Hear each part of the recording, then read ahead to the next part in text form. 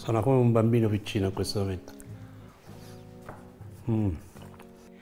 Oggi vado a fare una ricetta che è conosciuta da tanti, le braciolette alla messinese, fantastiche.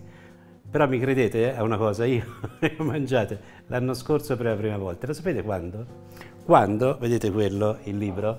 Quando siamo andati a portare quel libro a una signora a Messina, che tra l'altro stava in un palazzo bellissimo, alto, si vedeva il mare, un posto meraviglioso. E siccome avevamo fame, eravamo io, Guido e Alessandro, avevamo molta fame e abbiamo scritto chiedendo dove poter andare a mangiare, ci hanno indicato un posto dove facevano queste braciolette, erano fantastiche, tra l'altro di un sacco di varietà, ripieni, diverse cose. Io le faccio semplici, semplici, semplici, ma per farvi vedere come si fanno, perché tra l'altro è anche abbastanza facile farle, ma sono buonissime. Allora, prepariamo la panatura aromatizzata, quindi parto dal prezzemolo, comincio a tritarlo, aglio e trito tutto insieme.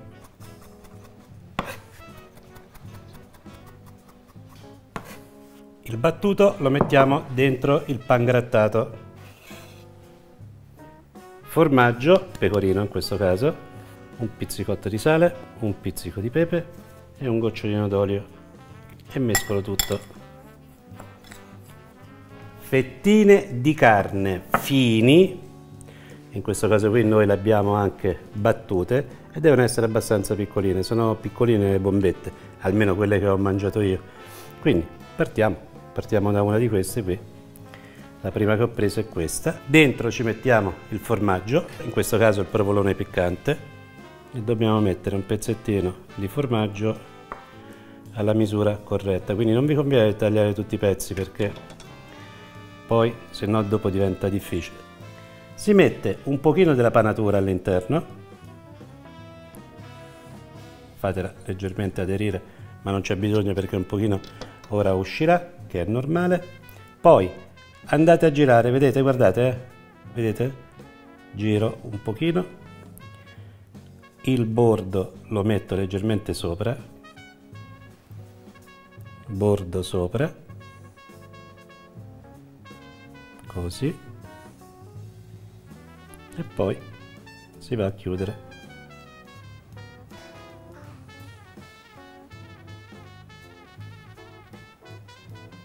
Ecco qua. Ad ognuno di questi un pochino, ma non ne serve tanto, infatti uso proprio un pennellino, un pochino proprio pennellate leggermente con l'olio, così, e poi lo ripassate nella panatura, così. E ora si prosegue esattamente nello stesso modo come ho fatto questo prima. Mi hanno detto che ho detto bombette prima. Chiedo assolutamente venia. Non sono bombette. Chissà perché mi è venuto in mente bombette. Beh. Forse perché sono abbastanza simili? Probabile. Queste sono le braciolette messinesi.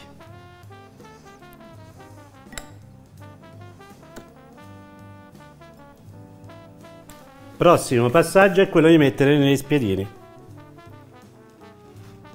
Quello spiedino non funzionava tanto lo spiedino, avevo un po' di difficoltà a infilarli. Ecco qua, comunque si mettono, decidete voi, potete mettere 2, 3, 4, come volete. In quel ristorante, a me mi sembrano 3 per ogni spiedino, ma erano ancora più piccolini, erano fantastici, molto molto buoni, di tanti gusti differenti.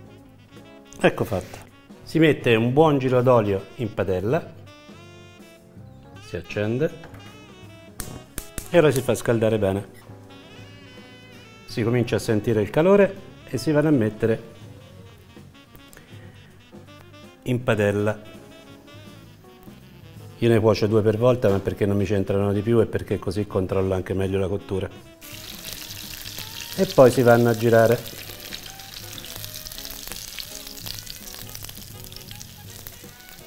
Questo colorino, ah che peccato, qui la panatura si sta staccando. Anche questi sono pronti. Opla. Allora vi faccio vedere una cosa, se non le infilzate bene come ho fatto io tenderanno, soprattutto quelli esterni, un pochino ad aprirsi la parte di sotto. non è proprio una cosa tradizionale, ma farli in forno forse per certi aspetti è preferibile. Assaggio, no? Taglio.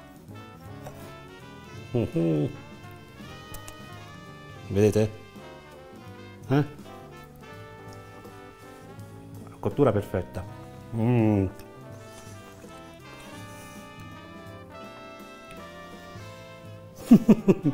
dà soddisfazione, che buoni.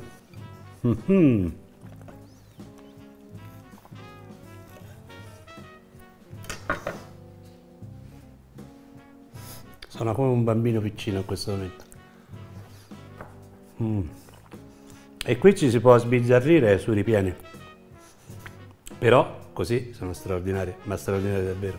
Fateli, buonissimi, buonissimi.